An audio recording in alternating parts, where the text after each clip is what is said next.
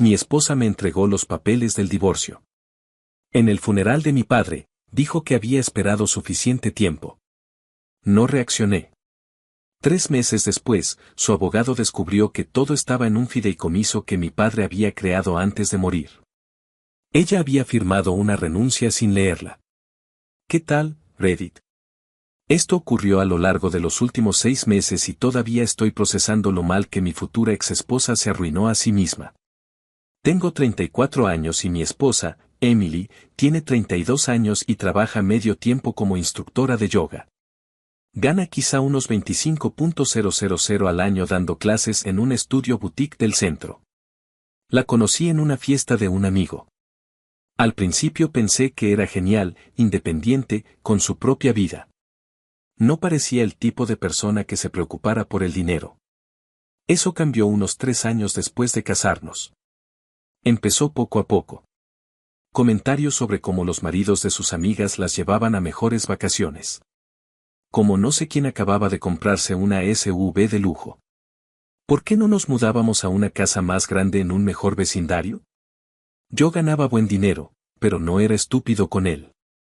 Maximizaba mis aportes a la jubilación, mantenía un fondo de emergencia de 6 meses e invertía el resto. La casa en la que vivíamos era una linda casa de 3 habitaciones que mi padre me ayudó a comprar antes de casarnos. La hipoteca era de solo 180,000 porque mi padre adelantó la mitad del pago inicial como un regalo de herencia anticipada. Emily odiaba que la casa fuera técnicamente mía. La habíamos tasado en 520,000 2 años antes y empezó a insinuar que agregáramos su nombre a la escritura. Estamos casados. Lo tuyo es mío de todas formas, decía. Siempre lo evité. Algo en mi instinto me decía que no lo hiciera. Su mejor amiga, Vanessa, era puro veneno. Divorciada 2 veces antes de los 30, siempre susurrándole a Emily que yo era financieramente controlador porque no le dejaba gastar lo que quisiera cuando quisiera. Teníamos una cuenta conjunta para gastos del hogar a la que yo aportaba 4,000 al mes. Emily contribuía tal vez 800. También tenía su propia cuenta para sus gastos personales. Pero de alguna manera, que yo no le diera acceso ilimitado a mis cuentas me convertía en el villano. Vanessa venía a casa, se tomaba mi café, se sentaba en mi sofá y me daba lecciones sobre el matrimonio moderno. Que las parejas debían tener total transparencia financiera. Que los hombres de verdad no hacen que sus esposas pidan dinero. Esto viniendo de alguien que vivía de la pensión alimenticia del esposo número 2 y ya estaba buscando al número 3. Debía haber visto las señales de alerta antes. A los 4 años de matrimonio, Emily empezó a compararnos constantemente con los demás. Su prima compró un departamento en la playa. ¿Por qué nosotros no teníamos uno? El esposo de una compañera de trabajo le compró un BMW nuevo por su cumpleaños. ¿Por qué yo era tan tacaño? Sin importar que hacíamos 2 vacaciones al año y que le había comprado un Lexus perfectamente bueno 3 años antes. La sensación de derecho fue aumentando poco a poco. Primero, sugirió que yo debería pagar su préstamo estudiantil porque estábamos casados. Luego, quiso remodelar la cocina, aunque no tenía nada de malo. Después, empezó a insistir con comprar una casa junto a un lago como propiedad de inversión. Cada conversación terminaba siendo sobre gastar más dinero en cosas que ella quería. Soy un tipo práctico. Crecí viendo a mi padre romperse la espalda construyendo su negocio. Lo vi privarse de cosas para poder invertir en equipos e inventario. Lo vi ahorrar cada dólar posible. Me enseñó que la riqueza no se trata de presumir. Se trata de seguridad y libertad. Emily nunca entendió eso.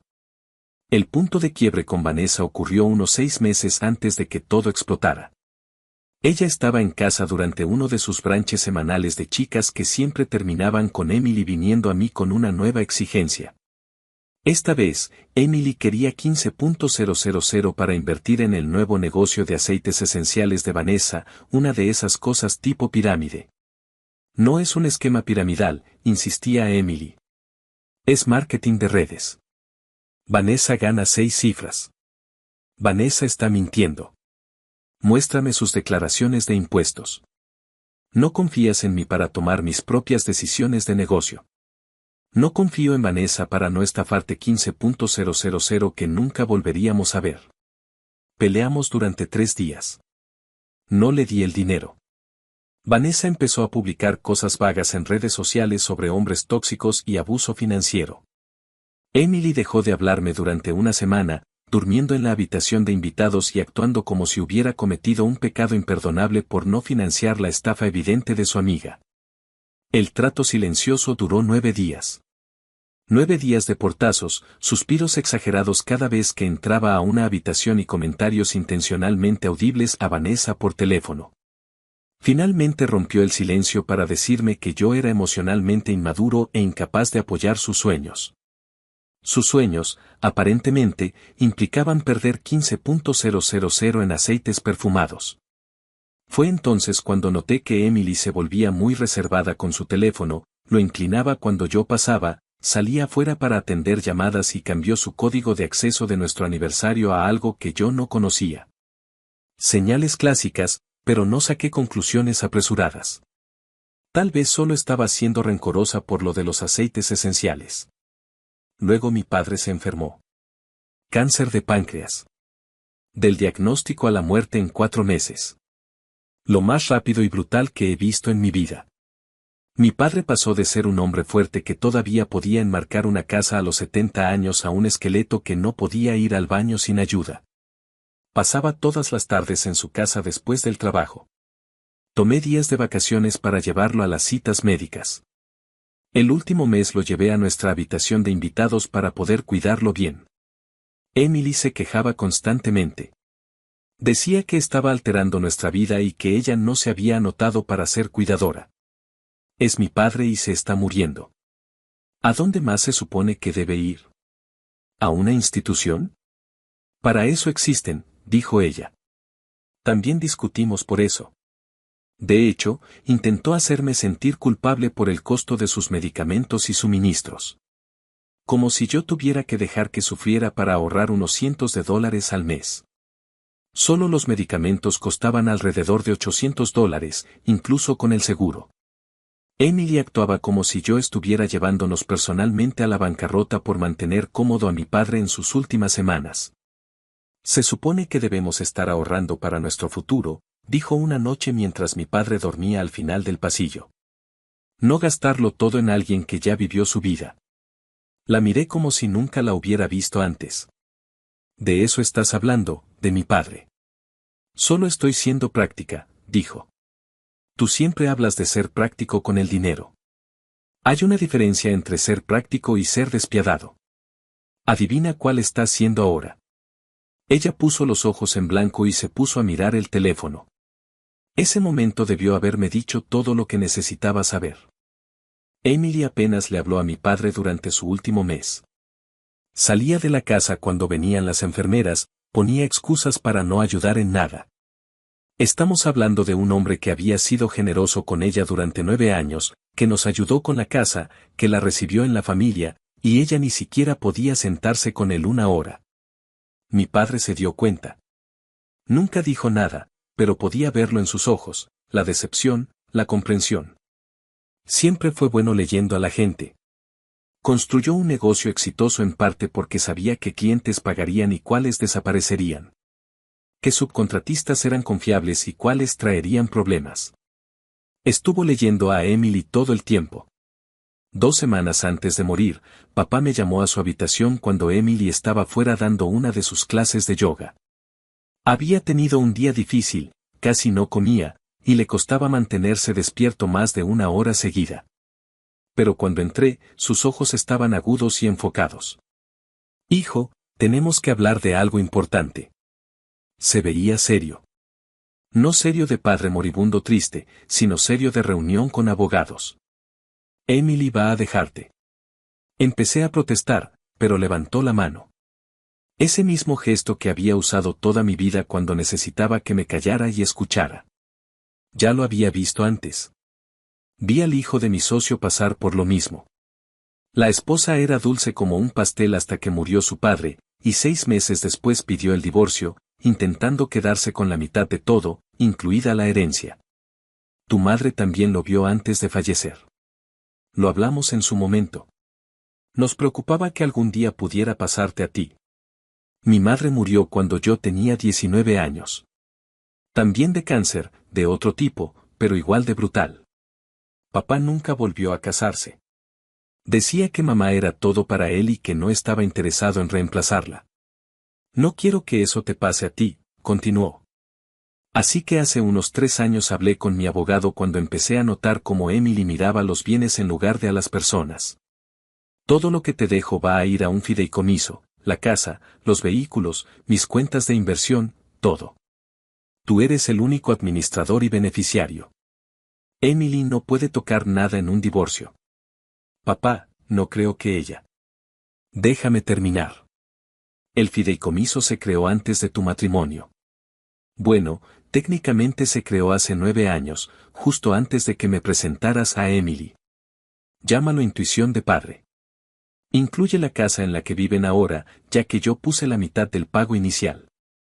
Técnicamente yo era dueño de la mitad hasta la semana pasada, cuando transferí mi parte al fideicomiso. Tu nombre está en la escritura, pero el fideicomiso tiene la participación de control. Lo mismo con las 2 propiedades de alquiler que no sabías que tenía. Lo mismo con los $740,000 en cuentas de inversión y la camioneta pagada que está en mi garaje. Sentí como si me hubiera atropellado un camión. ¿$740,000? ¿Propiedades de alquiler? Ahorré toda mi vida. Viví por debajo de mis posibilidades. Invertí con inteligencia. Las propiedades están en ELM Street. 2 dúplex que compré en los años 90 por casi nada. Han generado flujo de efectivo durante 20 años. Ya están pagados. Juntos valen unos $760,000 y generan $3,400 al mes después de gastos y administración. Todo es tuyo ahora. Bueno, del fideicomiso. Funciona igual. Mi cabeza daba vueltas. Sabía que papá estaba cómodo económicamente, pero no tenía idea de que hubiera acumulado tanto. ¿Por qué nunca me lo dijiste? No hacía falta. Estabas ocupado construyendo tu propia vida, tu carrera. Estaba orgulloso de eso. Todavía lo estoy. Pero que me condenen si voy a dejar que una instructora de yoga que no puede molestarse en sentarse con un hombre moribundo se vaya con la mitad de lo que me tomó 40 años construir. Tosió con un sonido húmedo que me hizo querer llamar a la enfermera, pero me hizo señas para que no lo hiciera. Emily va a entrar en pánico cuando se entere, dije. Papá sonrió, viéndose más vivo de lo que había estado en semanas. Ahí está lo hermoso, ¿recuerdas el papeleo que te hice firmar a ti y a Emily cuando compraron la casa, lo del traspaso de la escritura por cesión de derechos? Lo recordaba. Papá había refinanciado algo o transferido algún tema de propiedad y necesitaba nuestras firmas para que fuera legal. Fuimos a la oficina de su abogado y firmamos unas 6 o 7 páginas. Esto fue hace unos 5 o 6 años. Eso no era solo una cesión de derechos. Ahí escondimos una renuncia de beneficiario en la que Emily reconocía que no tenía derecho a ningún activo transferido de mí a ti, ni en vida ni en muerte. Mi abogado lo enterró en el lenguaje legal de la página 4. Tú lo leíste todo porque te dije específicamente que revisaras las páginas 3 y 4 por las cláusulas de responsabilidad. Pero Emily solo firmó donde le indicamos. No leyó ni una sola palabra. Incluso puso sus iniciales en 6 secciones distintas sin mirar que estaba aceptando. Se rió suavemente y volvió a toser. Mi abogado dijo que era la renuncia más sólida que había redactado jamás. Pasó 3 horas asegurándose de que cada palabra resistiera en un tribunal. Emily no puede tocar nada que venga de mí. Y como la casa es técnicamente propiedad del fideicomiso, aunque tu nombre esté en la escritura, y tus autos están registrados bajo una LLC propiedad del fideicomiso, y el 401K que te dejo va directamente a la estructura del fideicomiso, ella no recibe nada más que lo que haya en su cuenta conjunta y en sus cuentas personales. Eso suena casi cruel, papá. No, hijo. Cruel es negarse a ayudar a cuidar a un hombre moribundo porque es inconveniente. Cruel es quejarse del costo de los medicamentos mientras intento no gritar de dolor. Cruel es estar planeando tu estrategia de salida mientras tu esposo ve morir a su padre. Yo no estoy siendo cruel. Estoy siendo protector. Hay una diferencia. Extendió la mano y me agarró con la poca fuerza que le quedaba. Si Emily de verdad te ama, esto no va a importar. Se quedará contigo independientemente del dinero. Si es como yo creo que es, lo descubrirás muy rápido después de que yo me haya ido. De cualquier forma, estás protegido. Eso es todo lo que un padre puede pedir. ¿Y si te equivocas sobre ella? Entonces me equivoco y tú tienes una buena red de seguridad para tu futuro. Pero no me equivoco. Observa lo que pasa en los próximos meses. Ella ya se fue emocionalmente, hijo. Lo puedo ver. Solo está esperando. Murió 13 días después, a las 4:17 de la mañana, un martes. Yo estaba sosteniendo su mano. Emily estaba dormida en nuestro dormitorio y ni siquiera salió cuando la enfermera de cuidados paliativos declaró la hora de la muerte a las 4:19. Tuve que ir a despertarla para decirle que papá había muerto. Su respuesta fue, está bien, voy a volver a dormir. Nos ocupamos de todo por la mañana. Ni lágrimas, ni abrazo, ni consuelo para el hombre que acababa de perder a su padre. Simplemente se dio la vuelta y volvió a dormirse. Me quedé con el cuerpo de papá hasta que llegó la funeraria a las 6 de la mañana, sosteniéndole la mano aunque ya se estaba enfriando. Por todo, le prometí que sería inteligente con lo que me dejó. La enfermera del hospicio, una mujer mayor llamada Dorothy, que ya había visto de todo, me dio una palmada en el hombro y dijo algo que nunca olvidaré. Tu esposa no salió. Negué con la cabeza. Entonces tu padre hizo bien en protegerte. He visto esto antes. Algunas personas ven la muerte como una oportunidad en lugar de una pérdida. Cuídate ahora. El funeral fue ese viernes. Nada ostentoso. A papá no le gustaban las ceremonias. Un servicio pequeño en la funeraria. Tal vez 40 personas. Luego el entierro junto a mamá en el cementerio Riverside. Di un elogio breve sobre la ética de trabajo de papá, su bondad y su sabiduría. Algunos de los viejos compañeros contratistas de papá dijeron unas palabras. Su antiguo socio dio un discurso que hizo reír a todos entre lágrimas. Todo duró unos 90 minutos. Me mantuve bastante entero hasta que bajaron el ataúd. Ahí fue cuando realmente me golpeó. Ambos padres se habían ido. La última conexión con mi infancia, con mi historia, con el hombre que me enseñó todo sobre cómo ser un hombre, desapareciendo bajo tierra. No me avergüenza decir que lloré. Emily estaba de pie a mi lado, con los ojos secos, revisando su teléfono 2 veces durante el entierro. Después estábamos en la recepción en la oficina del abogado de papá. Habían preparado una sala de conferencias con sándwiches y café, algunas galletas, cosas básicas de recepción, muy discreto, exactamente como a papá le hubiera gustado. Yo estaba hablando con el ex socio de papá sobre algunas propiedades que desarrollaron juntos en su momento cuando Emily se acercó con esa expresión en el rostro. No triste, no compasiva, sino decidida, casi emocionada. Llevaba una carpeta manila. Tenemos que hablar, dijo en voz baja, pero firme. Ahora. En privado.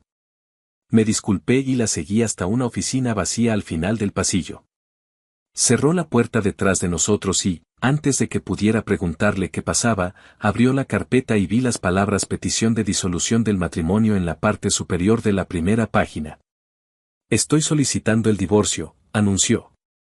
Sin introducción, sin emoción, sin preparación. Lo soltó como si me estuviera diciendo que iba a salir a comprar algo. He esperado lo suficiente para hacer esto. No quería alterar a tu padre mientras estaba enfermo, pero ya se fue, así que aquí estamos. Solo la miré fijamente. Estamos literalmente en la recepción del funeral de mi padre. A unos 15 metros hay gente comiendo sándwiches de ensalada de huevo y tomando café en la recepción del funeral de mi padre. Y mi esposa me está entregando los papeles del divorcio. ¿Estás haciendo esto ahora, hoy? Quería hacerlo hace 6 meses, pero Vanessa dijo que se vería muy mal si te dejaba mientras tu padre se estaba muriendo activamente. Así que esperé, pero ya no voy a esperar más. Puedes revisar esos documentos y dárselos a tu abogado. Yo ya tengo el mío. ¿Qué abogado? Consigue uno. Lo vas a necesitar. Estoy pidiendo la mitad de todo. La casa, los autos, tus cuentas de jubilación, todo. 7 años de matrimonio me dan derecho a la mitad de los bienes matrimoniales. De hecho, sonrió cuando dijo esa última parte. No fue una sonrisa triste ni disculpándose, sino una sonrisa satisfecha, como si hubiera estado planeando este momento durante meses y por fin estuviera ocurriendo. Y estaba encantada con ello. Lo tienes todo bien pensado, dije despacio. He estado hablando con Patricia desde hace 3 meses. Es la mejor abogada de divorcios del estado. Dice que tengo un caso excelente. Tú ganas casi 6 veces lo que yo gano.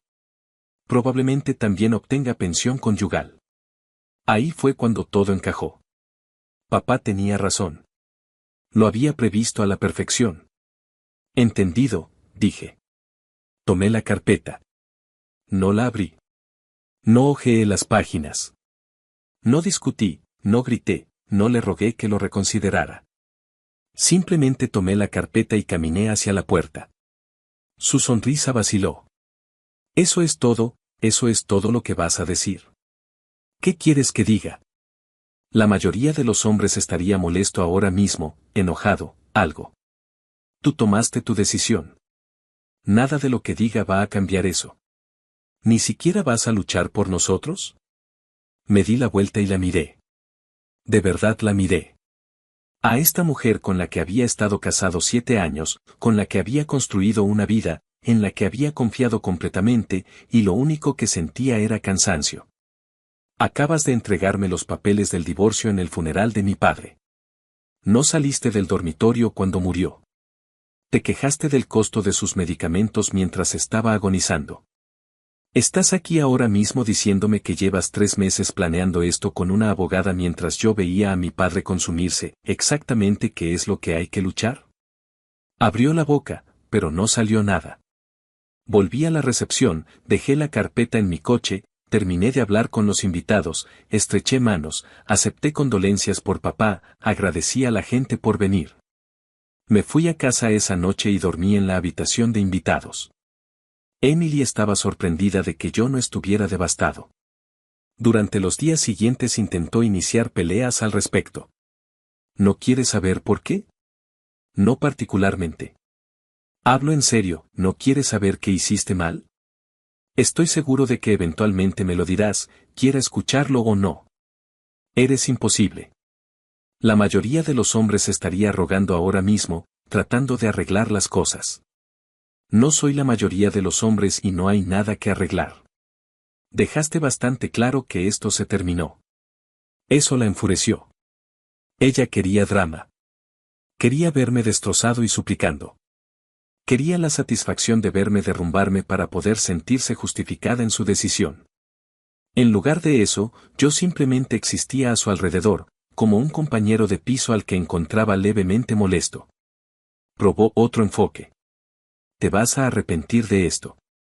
Cuando estés solo en esta casa, vas a desear haberlo intentado más. Tal vez. O tal vez me sienta aliviado de no tener que lidiar con alguien que ve la muerte de mi padre como el momento oportuno para cobrar. Su cara se puso roja. Eso no es de lo que se trata. Entonces, ¿de qué se trata, Emily? Explícamelo, ¿por qué entregarme los papeles del divorcio en su funeral? ¿Por qué esperar exactamente el tiempo justo para que muriera antes de presentar la demanda? ¿Por qué pasar 3 meses planeando esto con una abogada mientras yo estaba de duelo? No tuvo respuesta. Simplemente se fue furiosa al dormitorio y cerró la puerta de un portazo. El lunes por la mañana llamé al abogado de papá, Leonard. Le conté sobre los papeles del divorcio. Bien, dijo sin dudarlo. Tu padre predijo esto casi con exactitud de semanas. Me dijo que lo esperara desde el día del funeral hasta 2 semanas después. Ven mañana a las 2 y revisamos todo. Y bajo ninguna circunstancia le digas a Emily sobre el fideicomiso hasta después de que su abogada presente todo el papeleo inicial. Déjala hacer todos sus cálculos con información incompleta. Cuanto mayor sea el impacto después, mejor. El martes me reuní con Leonard en su oficina y llevé los papeles del divorcio que Emily me había entregado. Los revisó y de hecho se rió. Está pidiendo la mitad de todo. La casa, los vehículos, las cuentas de jubilación, incluso la mitad de cualquier herencia que recibas. Esto es hermoso. No tiene idea de lo que se le viene encima. Me explicó toda la estructura. El fideicomiso era hermético, creado hace 9 años, meses antes de que siquiera conociera a Emily. Cada activo que mi padre poseía estaba dentro de él. La casa en la que vivía era técnicamente propiedad del fideicomiso, aunque mi nombre figurara en la escritura como residente principal. Porque el pago inicial de mi padre había establecido una propiedad parcial que él transfirió al fideicomiso el mes antes de morir. La renuncia que Emily firmó significa que reconoció que no tenía absolutamente ningún derecho sobre los activos derivados de mi padre, transferidos durante su vida o después de su muerte. No puede alegar que no lo sabía porque el documento indicaba explícitamente a que estaba renunciando. Simplemente no se molestó en leerlo. Tenemos su firma y sus iniciales en 6 lugares distintos. ¿Qué es lo que realmente recibe ella? Lo que haya en las cuentas conjuntas al momento de la separación. Sus propias cuentas, sus bienes personales, su vehículo. Eso es todo. La casa, tus vehículos, las cuentas de inversión, las 2 propiedades de alquiler, todo es propiedad del fideicomiso y ella renunció a cualquier derecho sobre ello. El fideicomiso también protegió tus aportes al 401(k), realizados durante el matrimonio, porque esos aportes se hicieron con ingresos derivados de activos administrados por el fideicomiso. No entiendo cómo funciona eso. Tu padre fue excepcionalmente meticuloso. Hizo que reestructuraras tu situación laboral hace 3 años, ¿recuerdas cuando te ayudó a montar ese negocio de consultoría por razones fiscales? Dijo que te ahorraría entre un 15 y un 20% al año. Lo recordaba. Papá me había presentado a su contador, quien creó una LLC para mi trabajo freelance de consultoría en redes. Ganaba quizá entre 15.000 y 20.000 al año haciendo proyectos secundarios a través de ella. Papá decía que era inteligente por temas de responsabilidad fiscal y planificación de jubilación. Esa LLC es propiedad del fideicomiso. Tu empleador paga a la LLC por tus servicios de consultoría y la LLC te paga a ti. Tus ingresos laborales principales fluyen a través de una estructura compleja pero legal que técnicamente los convierte en ingresos derivados del fideicomiso. Tus aportes al 401(k) provienen de esos ingresos. Es una planificación patrimonial y estrategia fiscal creativa que la abogada de Emily va a odiar absolutamente cuando lo descubra. Esto parece extremo. Tu padre vio a muchos hombres buenos ser destruidos en divorcios, incluido su propio socio comercial. Pasó 40 años construyendo patrimonio y no iba a permitir que alguien se quedara con la mitad solo por haber estado el tiempo suficiente para cobrar. Emily recibirá lo que haya en la cuenta conjunta, que supongo será que, unos 8.000 o 10.000. Y puede quedarse con su carro. Eso es todo. La cuenta conjunta tenía unos $8.200 en el momento de la separación. ¿Qué pasa ahora? Necesitas una abogada de derecho familiar. Te voy a derivar a mi socia, Diana. Ha manejado casos como este antes. Ella presentará una respuesta a la demanda de Emily y veremos qué ocurre cuando el proceso de descubrimiento revele la estructura del fideicomiso. Contraté a Diana ese mismo día. Revisó todo y de hecho sonrió. Esta es una de las protecciones patrimoniales más exhaustivas que he visto. Tu padre sabía claramente lo que estaba haciendo. Emily va a pensar que se quedará con la mitad de todo hasta que el proceso de descubrimiento revele el fideicomiso. Entonces esto se va a volver muy entretenido muy rápido. No sé si, entretenido, sea la palabra que yo usaría. Créeme, las mujeres que entregan papeles de divorcio en funerales porque no pudieron esperar una semana más merecen exactamente lo que se les viene encima. Me mudé permanentemente a la habitación de invitados.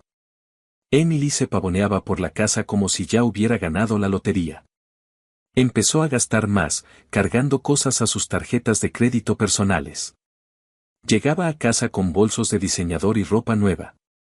Hablaba fuerte por teléfono con Vanessa sobre cómo por fin iba a ser libre y cómo yo iba a arrepentirme de cómo la había tratado y cómo merecía a alguien que la valorara. Nunca la traté mal. Simplemente no financié gastos ilimitados ni quise pagar los esquemas piramidales de su amiga. Incluso empezó a redecorar, hablando de lo que haría con su mitad del dinero de la casa una vez que se vendiera. De cómo iba a comprarse un bonito departamento en el centro, quizá viajar un tiempo, hacer ese viaje a Europa que siempre había querido. Todo con mi dinero, o eso creía. No dije nada. Solo la observé construir esas elaboradas fantasías sobre su vida después del divorcio. Contrató a Patricia, una abogada agresiva conocida por desplumar hombres en divorcios. Muy cara, muy despiadada, muy exitosa.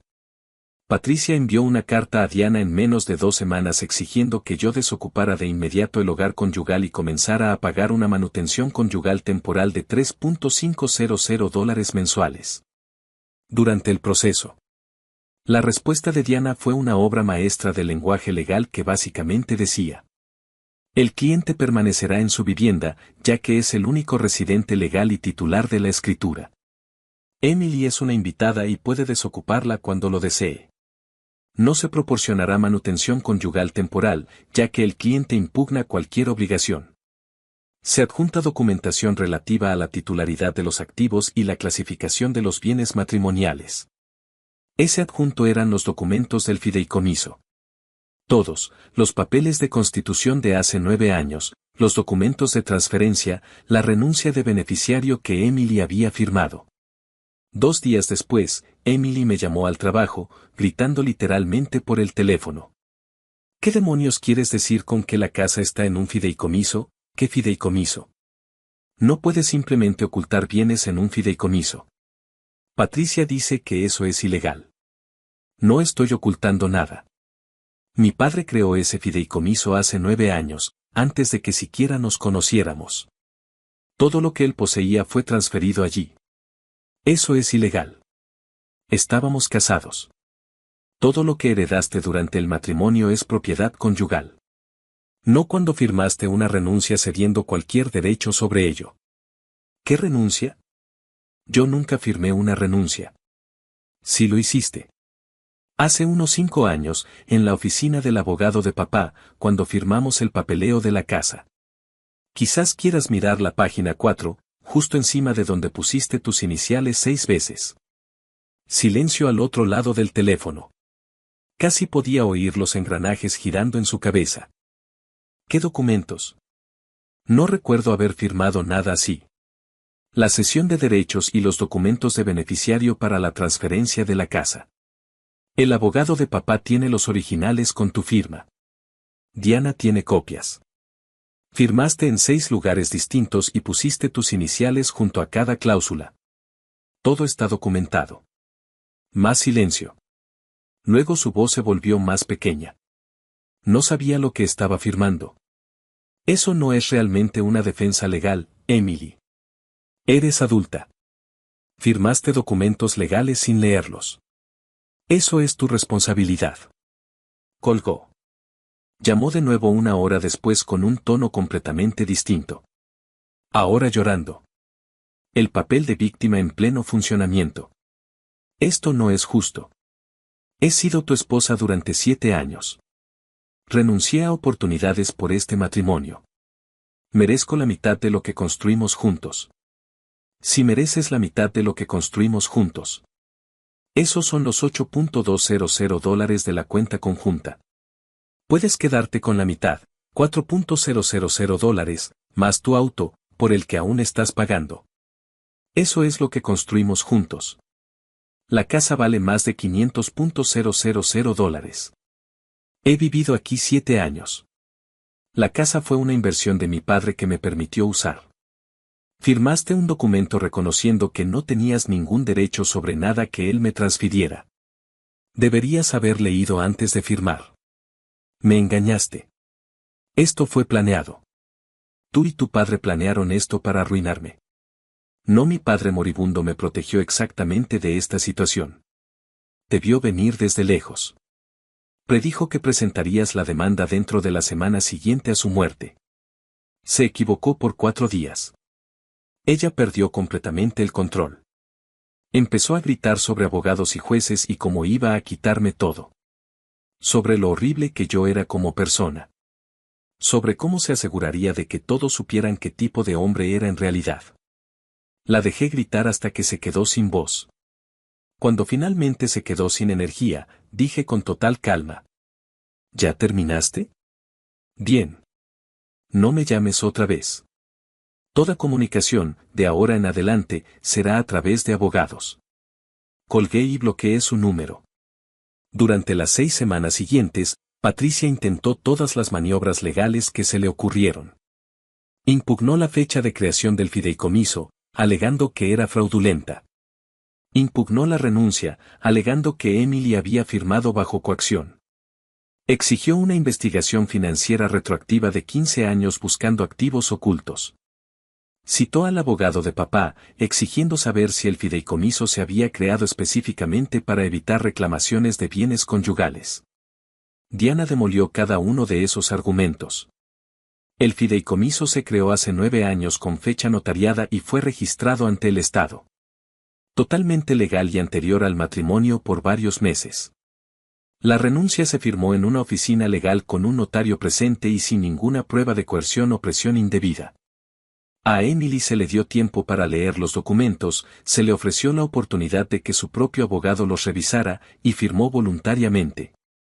La investigación financiera mostró exactamente lo que Diana había dicho que mostraría. Todos los activos importantes eran propiedad del fideicomiso, y los bienes conyugales eran mínimos. Las propiedades de alquiler fueron especialmente devastadoras para Emily. No tenía ni idea de que existieran. Papá las había comprado en 1996 por $85,000 cada una, las pagó en 15 años y estuvo cobrando alquiler silenciosamente durante décadas.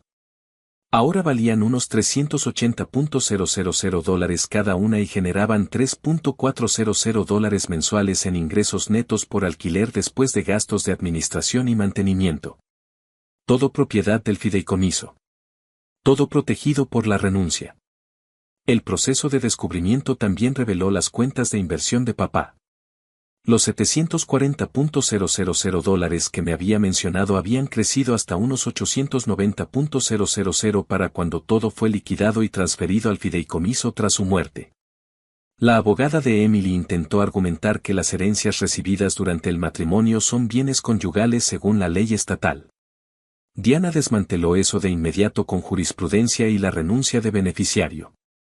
Emily había renunciado explícitamente a cualquier derecho sobre activos transferidos por el fallecido, incluidos, entre otros, herencias, regalos y transferencias de propiedad.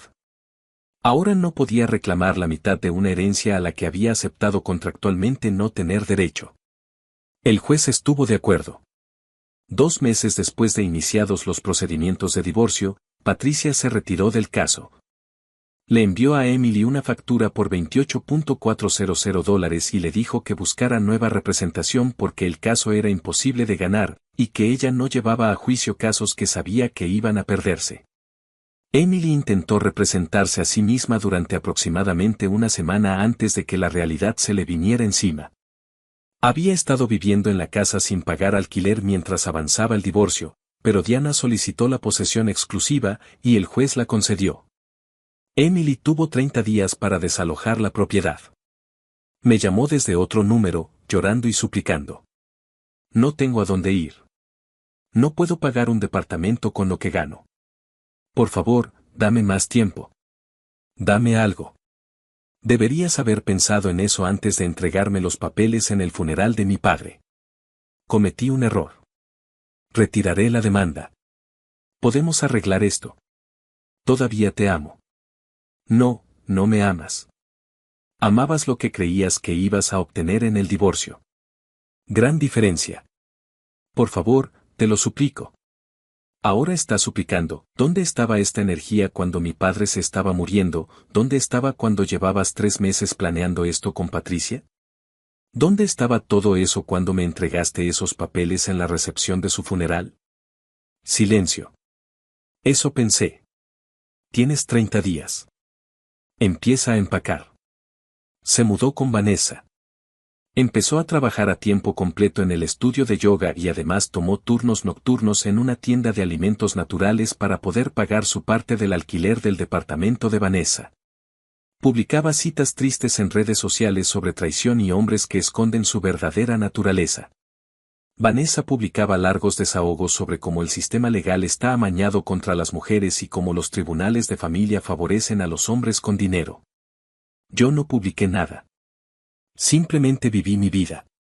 Fui a trabajar, administré mis propiedades y empecé a disfrutar de mi casa otra vez sin alguien quejándose constantemente de todo. 3 meses después de que murió papá, el divorcio se finalizó. Emily recibió $4.100 de la cuenta conjunta tras dividir la 50/50, su CRV con una deuda pendiente de $12.000. Sus pertenencias personales y una lección muy cara sobre leer documentos legales antes de firmarlos. Tiempo total de matrimonio, 7 años.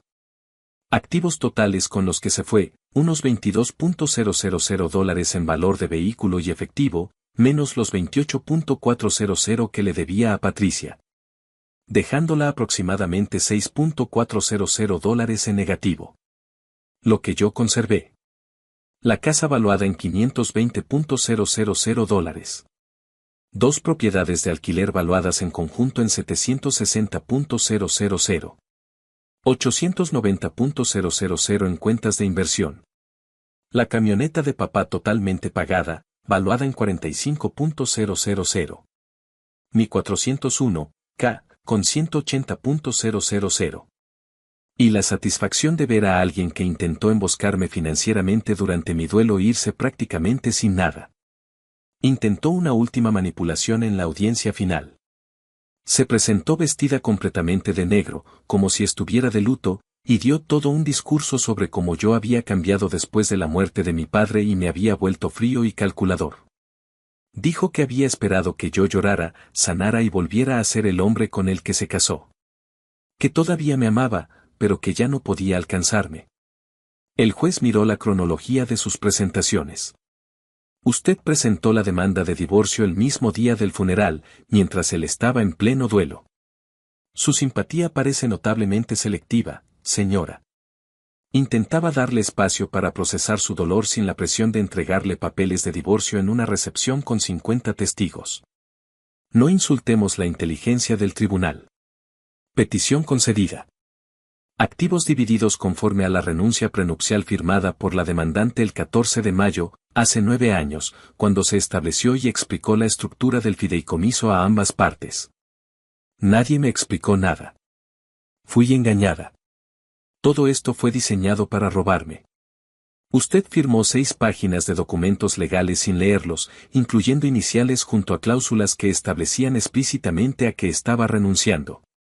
Eso no es ser engañada, señora. Eso es ser negligente con sus propios intereses. Hemos terminado aquí. Alguacil, siguiente caso. Salí de ese juzgado sintiéndome más liviano de lo que me había sentido en años. Como si se hubiera levantado un peso que ni siquiera sabía que cargaba. Vanessa intentó un último acto de venganza aproximadamente una semana después. Publicó un largo desahogo en redes sociales diciendo que yo había abusado y manipulado a Emily durante años, que le había robado su futuro. Que era un narcisista que ocultó bienes ilegalmente para evadir responsabilidades. Diana le envió una carta de cese y desistimiento amenazando con una demanda por difamación y daños. La publicación desapareció en menos de 90 minutos. Las redes sociales de Vanessa quedaron en silencio durante 2 semanas después de eso. Emily me envió un último mensaje desde otro número nuevo. Espero que estés feliz. Destruiste mi vida. Me quitaste todo. Espero que puedas vivir contigo mismo. Mi respuesta. Destruiste tu propia vida cuando pensaste que podías sacar provecho de mi dolor. Lo único que hice fue dejar que enfrentaras las consecuencias de tus propias decisiones. Además, deja de contactarme o presentaré cargos por acoso. Bloqueé ese número también. 6 meses después, estoy muy bien. Las propiedades de alquiler generan un flujo de caja excelente, básicamente pagando toda mi hipoteca y mis gastos de vida. Las cuentas de inversión crecen de forma constante. Me ascendieron en el trabajo y ahora gano 165.000. Estoy saliendo con una mujer llamada Sara, que es fisioterapeuta, gana muy bien por su cuenta y nunca, ni una sola vez, me ha preguntado cuánto valgo financieramente. Dividimos las cuentas cuando salimos y la semana pasada incluso discutió conmigo porque quería pagar su propia entrada al cine. Un verdadero soplo de aire fresco. Me crucé con Emily una vez en un supermercado, unos 4 meses después de que el divorcio se finalizara. Se veía mal, cansada, estresada, más vieja de lo que debería para su edad. Trabajar en 2 empleos para poder pagar un alquiler compartido con Vanessa le pasó factura. Intentó acercarse a mí en la sección de frutas y verduras. ¿Podemos hablar un minuto, por favor? No. Seguí caminando. No miré atrás. Tampoco me sentí mal por ello. Lo último que supe por amigos en común es que está saliendo con un tipo que trabaja en una tienda Best Buy y vive con sus padres a los 35 años. Publica fotos en redes intentando parecer feliz, pero todos los que la conocen saben que es miserable. Al parecer, Vanessa ya va por el marido número 3, un tipo mayor con dinero que probablemente también abrirá los ojos algún día cuando se dé cuenta de en qué se metió.